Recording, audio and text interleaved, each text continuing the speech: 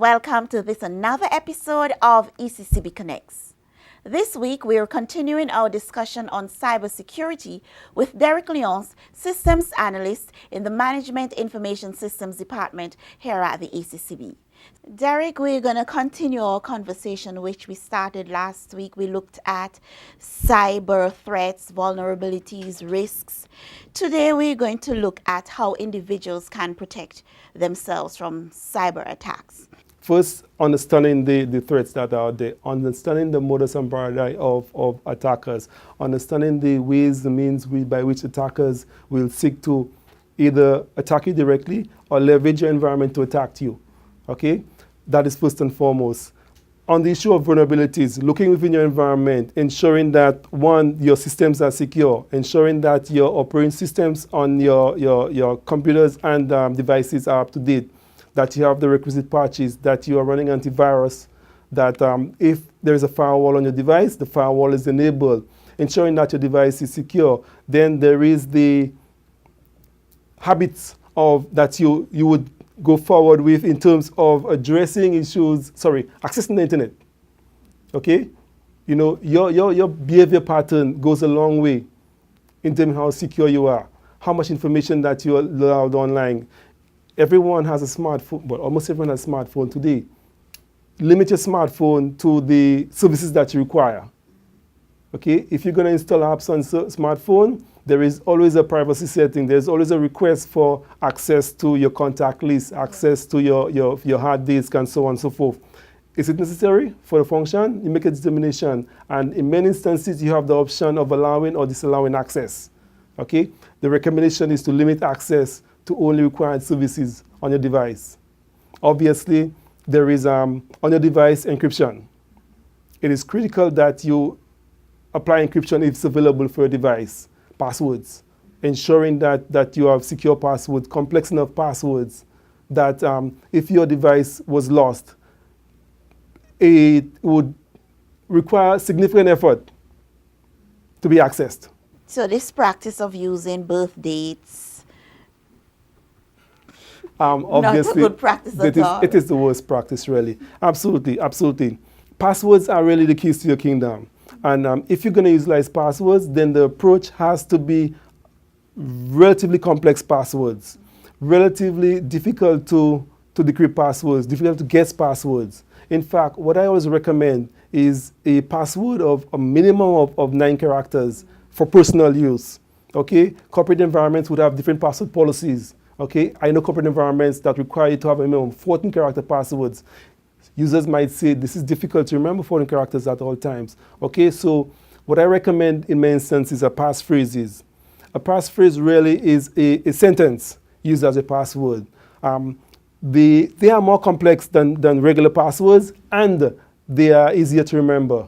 Okay, with a passphrase, you can have the complexity of a uppercase, a lowercase, a number, special characters, and obviously the length. You mentioned phrase passwords. Give an example of that. A password might be A, B, J, K, a significant number of characters. That is always difficult to remember. But you can have a sentence as your passphrase. This is my last password. It's an excellent password. If you can, a passphrase rather, if you can use some transposition and substitution of characters in there. Okay? And you can use this pattern. Basically, what I recommend to individuals is to develop a pattern for creating passwords, okay, and creating passphrases, and use that method. Obviously, there is no point in creating complex passwords if you're going to make them available, okay? So confidentiality of passwords, protecting your passwords, do not write them down, do not keep them in places that are available and accessible to others. And do not share. Absolutely, that goes without saying. Derrick, you talk about the importance of having complex passwords, but I know of some individuals who they're saying, well, I can't deal with the complex passwords and a password for everything, so I have one password for everything. Absolutely, and we are creatures of habits. It's human nature. And my recommendation is, with the passphrase, is a pattern, okay? A variation of that same password, a passphrase, will work for you.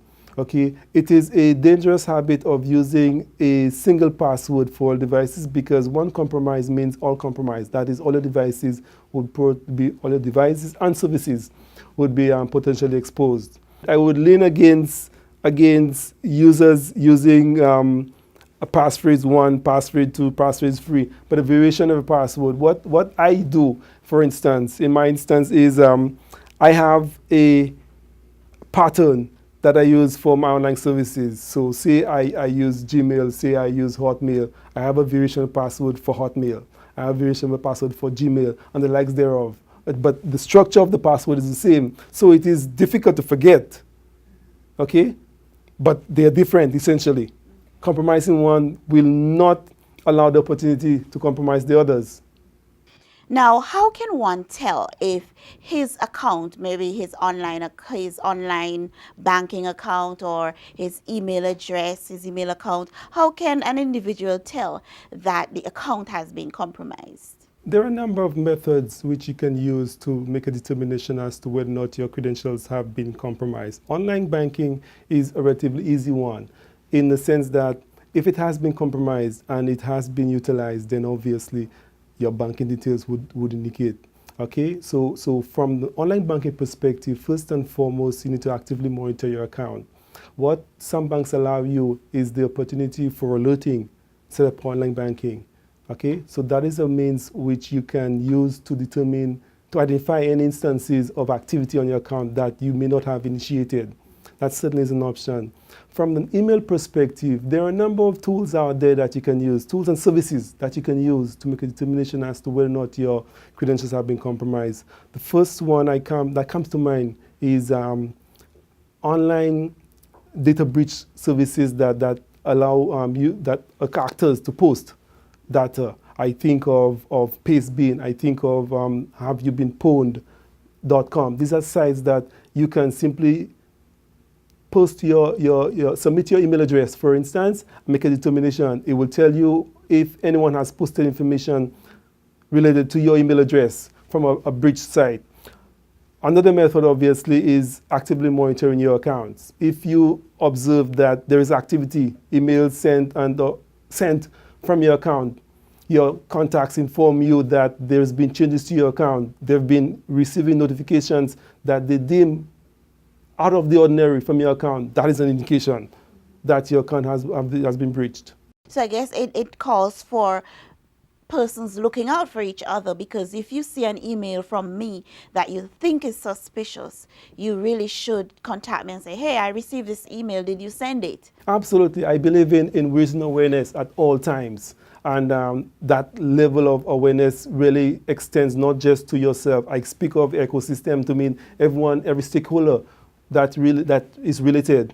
It's important, I think, from the individual perspective to actively monitor, to become aware of the indicators of a compromise on your email account.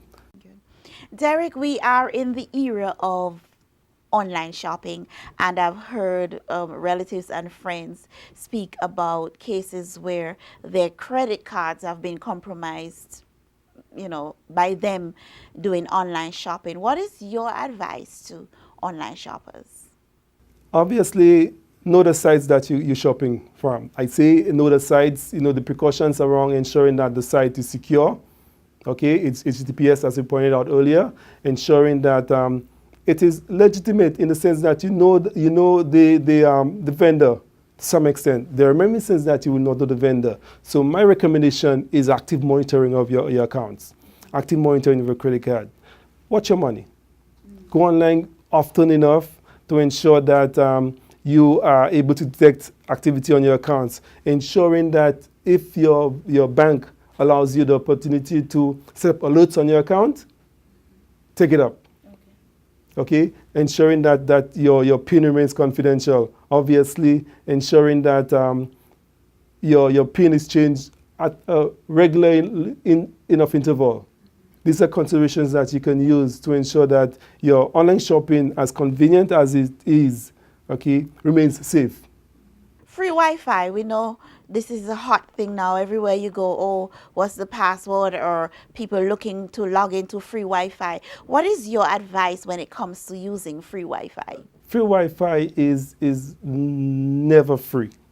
Okay, it's interesting that you raised this because I had this joke recently with a friend. Whenever somebody walks into the room, rather than asking for anything else, the first question that comes is, what is the Wi-Fi password? Yes. Okay, absolutely. It is important to understand that Wi-Fi is a mechanism that allows you access to services. And it can be easily manipulated. There are a number of ways that malicious actors can use Wi-Fi as a what we call a rogue access point. That is an access point that is set up so as to basically copy your credentials, copy information. Number of instances where a valid Wi-Fi access is manipulated for snooping packets. That is snooping data from your machine or from your device. So my perspective is that free Wi-Fi is never free. I would never recommend a user use free Wi-Fi to conduct critical business. Definitely not use free Wi-Fi to conduct banking transactions. Definitely do not use free Wi-Fi to access confidential information.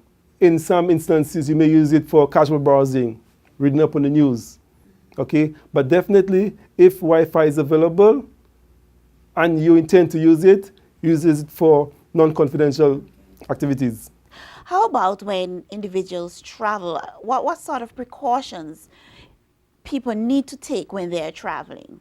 Whilst traveling, free Wi-Fi, hotel kiosk, okay, they are notorious for being danger zones. Okay, so my recommendation is if you have to use a hotel kiosk, limit your use to non-sensitive information. Okay, what you need to do is if you have to use a hotel kiosk for a site, do not transact using a hotel kiosk. Okay, if you have to use a hotel kiosk, use your credentials. My recommendation is to change your passwords as soon as possible thereafter. Recently, we heard about the issue of ransomware. Explain this to us and how individuals can protect themselves. Ransomware is malicious software that is used to encrypt your data, and actors simply demand for that matter, a ransom so as to provide you with a decryption key. Ransomware is malware. It's just another type of malware, and it's delivered in the same way as most other types of malware. The easiest method of delivery is via phishing. So it goes back to the issue of being able to recognize phishing mails and being able to ensure that your systems are protected. So my recommendation as far as ransomware is concerned is preventative. That's the only true method of addressing the threat of ransomware. And preventative includes preparation of backups. In the unlikely event that you've been compromised and your data is encrypted, you have an option of paying the ransom. There is no guarantee that you will receive a decryption key. Okay? So my recommendation is to ensure that you back up your data regularly. So that you would have access to it even if you fall prey to ransomware. If you are unfortunate enough to fall prey. So with ransomware, they're really holding you hostage to your information. They have full access to your information, and for you to retrieve it, you have to pay. Absolutely, and put that in context of your whole life's data. Put that in context, in a business context. Businesses that would be very serious. So definitely, it is important that you implement all the precautions necessary to protect your environment, to make your users, make yourself and your ecosystem aware of the threat that phishing poses, of the various methods that attackers can use. Then you need to ensure that you have the means of recovery in the unlikely event that you've been compromised. And the easiest recovery really is to go back to your last saved backup. As we wrap up, Derrick, your final words to individuals in terms of how they use the internet and what they should do to protect themselves. Become aware. Be able to recognize the types of attacks that are out there. and ensuring that you focus on the vulnerabilities that may exist in your environment. That is your systems, ensuring that your systems are always up to date, ensuring that they're protected, ensuring that you are up to date in terms of your awareness and so on, and ensuring that your behavior patterns online do not predispose you to additional threats and additional risks. And that is the recommendation I would have going forward to end users. Derrick, thank you very much for speaking with us on ECCB Connects. Thank you. You're watching ECCB Connects, protecting our currency, developing our region. To view any episode of ECCB Connects anytime, any place, at your convenience, check us out on YouTube or Facebook at ECCB Connects. Here's where we end this week's episode of ECCB Connects. Thank you very much for watching, and do join us again next week when we'll be back with another program.